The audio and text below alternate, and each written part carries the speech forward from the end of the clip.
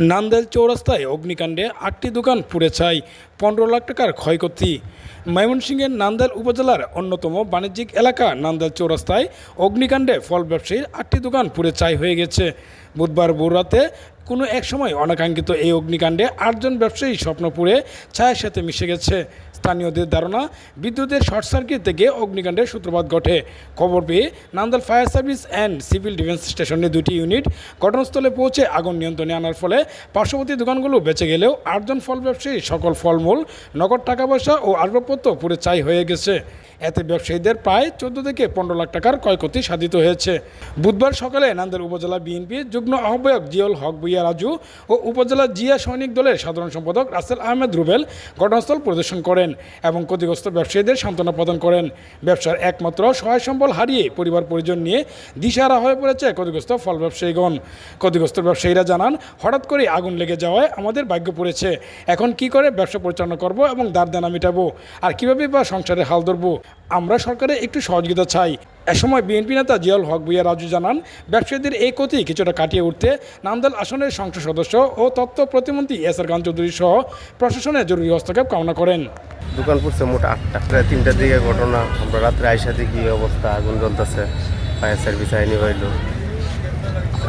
ব্যবসায় আমাদের সম্ভব, সরকার যদি কিছু সহযোগিতা করে তাহলে আমাদের যে ক্ষয়ক্ষতিটা এটা কিছুটা আমরা কাটাই উঠতে পারবো। এর মধ্যে রাত্রে 3টা বাজে আগুন লাগে। আগুন লাগার পর সব কিছু পুরার পর আইসা ফায়ার সার্ভিস আইসা, আগুন এই পর্যন্ত নিবানো হয়েছে। সার্ভিস যদি না আসতো তাহলে পুরা পড়তেই শেষ হয়ে যেত।